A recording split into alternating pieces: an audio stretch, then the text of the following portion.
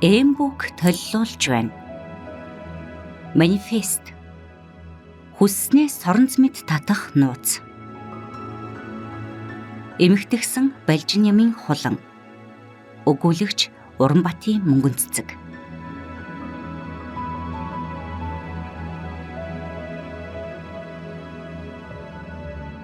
Энэхүү ном нь манифестийн судлагдж батлагдсан олон аргууд, судалгаанууд, бодит баримтууд дээр тулгуурлан бүтээгдсэн болно. Мөн энэхүү бүтээл нь шашны үзэл баримтлалтай холбогдлого юм. Энэхүү номд бичих сонголтоор хүсснээ татах аргуудыг давуу та тайлбарлаж, аргачлалуудыг багтаав. Өөрийнхөө төлөө боломжтой бүхнийг хийгээрэй. Таны хүсэл бүхэн биелэх болтугай.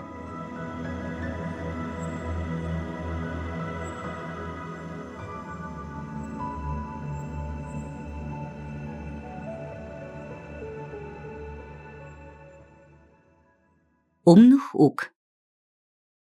Бидний амьдралдаа гаргадаг нийтлэг алдаа бол хүсэл мөрөөдлөө яг оновчтой тодорхой болгодоггүй, урсгалаараа л амьдраад байдаг явдал юм.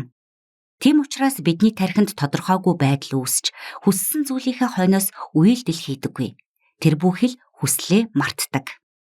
Хэрвээ юу хүсч яаж амьдрмаар байгаагаа яг тодорхой гаргаж, түүнийхээ төлөө тархиа ажилуулвал мөрөөдөлтэй нь бодит биелэлээ олох гарц гаргалгаа үргэлж бий. Яг хүссэн амьдралдаа хүрэхийн тулд манифестийн хялбар аргуудаас хэрэгжүүлээд үзвэл ямар вэ гэсэн үүднээс дэлхийд дахны олон алдартай илтгэгч, сургагч нарын хичээлүүдээс судалж сурч, баримтат судалгаанууд дээр үндэслэн энэхүү номоо хүргэж байна. Бас номын маань нэгэн гайхалтай хэсэг нь гэвэл номоо уншиж дуусаад арын хэсэгт манифестаа үргэлжлүүлэн бичих хэсэгтэй юм. Галт тэрэг нэгэнд хөдөлсөн. Та номоо уншаад манифестийн гайхалтай үр шимийг мэдрэхийн тулд анхны алхам хийх орон зайг бид энэхүү номынхаа арын хэсэгт танд зориулан үлдээж өгсөн нь учиртай юм. Хизээ нэгэн цагт таныг энэхүү номоо дахин нээж анхны хүслээ бичснээ эргэн харж тэрхүү хүслээ өөрийн болгож чадсанаа тэмдэглэн инээмсэглэн гэдэгт итгэж байна. Бидний хин хинт маань хэд хэдэн бодит боломжит хувилбарууд байнга байж байдгийг бид өдийг хүртэл мэддэггүйд хамаг гол учир оршино. Харин энэ дэлхий дээр л байгаа өөрийнхөө хувилбарыг бид харж үүгээрээ амьдралаа хязгаарлаж болдог. Гэтэл бүх зүйл энергийн хэлбэлзэлд байдаг. Эргэн тойрон энерги дунд оршиж буйг боддогчгүй. Бид орчлон ертөнцийн давтамжуудыг харах боломжгүй ч гэлээ бидний оюун санаа тэрхүү давтамжуудыг хүлээн авах чадвартай байдаг. Тийм л учраас бид хүслийн ирээдүгэ бодит мэд төсөөлөх чадвартай.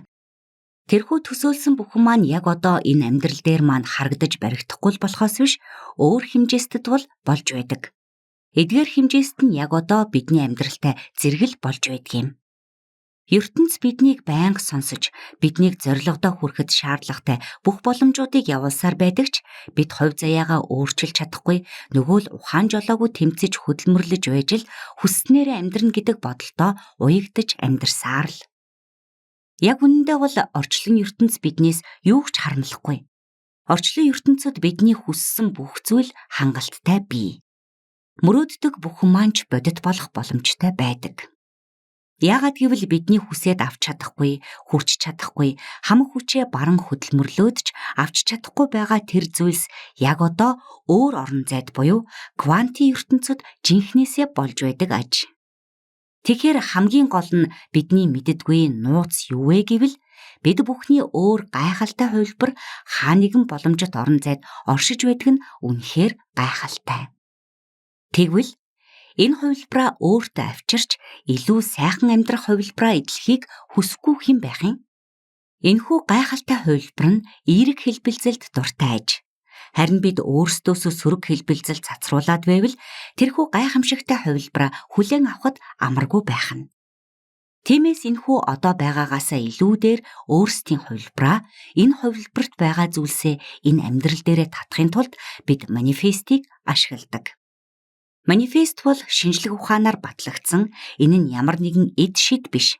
Энэ нь бидний далд ухамсар ямар хүчтэй гэдгийг л баталж харуулдаг юм.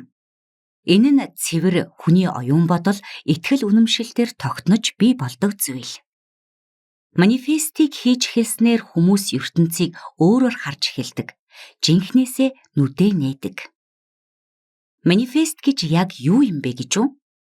Товчоор хэлбэл энэ нь хүсэл бодол оюун ухаанаараа ямар нэгэн зүйлийг бодит болгон өөрлөгөө татах явц. Үүнд байгалийн хууль, орчлон ертөнцийн хууль үйлчилдэг. Манифест итгэл үнэмшлээс хамаарна. Итгэж үнэмшиж чадвал энэ хууль хүн бүхэнд адил тэгш үйлчилнэ. Гэвч өчнөөн олон амжилттай, алдартай баян хүмүүс аль хэдийн энэхүү таталцлын хуулийн учрыг олцоход түүнийг ашиглаад арай өөрөөр амьдраад байна. Бидний одоогийн амьдраад байгаа энэ бодит байдлыг 3D ертөнц гэж нэрлэдэг. Бид одоо яг байгаагаа харж байгаачлан ийм л байх ёстой гэдэг бодлороо энэ амьдралаа хүлээгээд авчихсан. Тэгээд л тэмцээдэл, зүтгээдэл байдаг. Хүссэндээ хүрэхэд амаргүй тийм л амьдралаар бид амьдарсаар байна. Гэтэл бидний хүсэж байгаа бүх юм маань 4D ертөнцид буюу квантын талбарт аль хэдийн бүтээгдчихсэн байж байдаг. Тийм л учраас бид тэр бүхнийг зөв манифест хийснээр энэхүү 3D ертөнц дээрээ буулгаж авч чадах юм.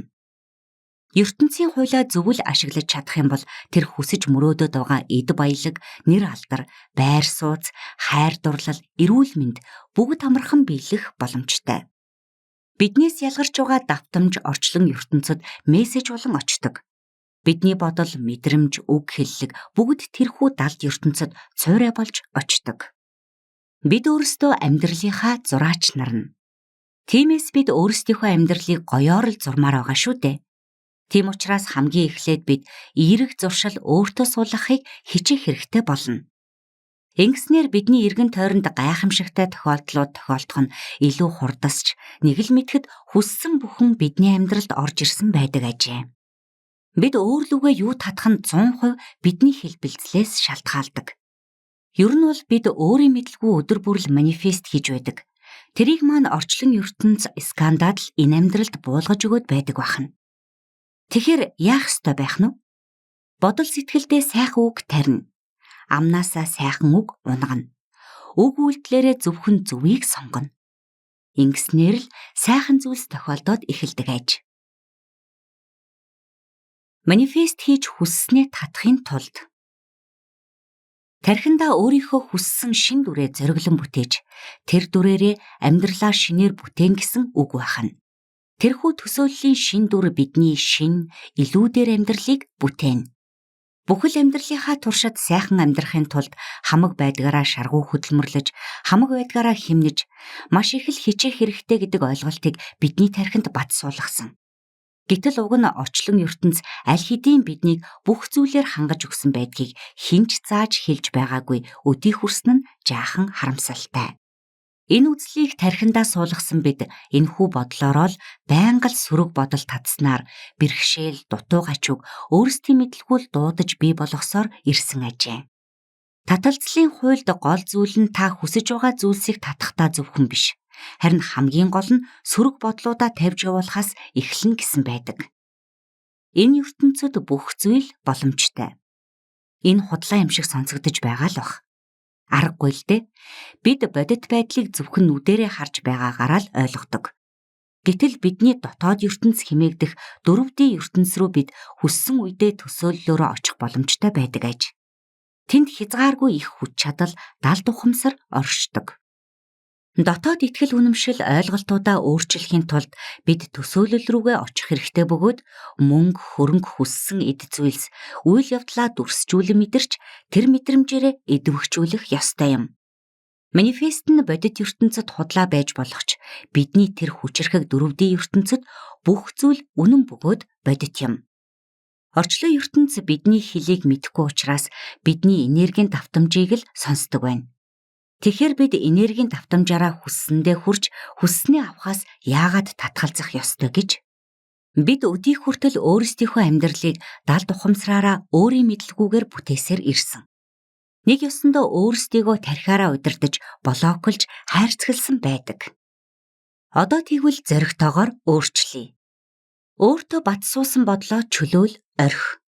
Хуучин програмаа устгах. Өөрийнхөө энэхүү жижигхэн ертөнцөөс шилжиж квант үсрэлт хий. Тийм ээ, бид хүссэн бүхнээ авах боломжтой. Итгэж чадаж байвал ертөнцийн хууль таны хүслийг биелүүлдэг. Харин яг биелэх гэж байхад нь бууж өгдөг ядуу сэтгэлгээгээ үлдэн хөөгөөрэй. Таны хүслийг яг маргааш биелүүлж өгөх гэж байхад та өнөөдөр бууж өгвөл хичнээн харамсалтай вэ. Хүслээ тодорхой болгоод тууштай бай. Таны хүсэл биелнэ.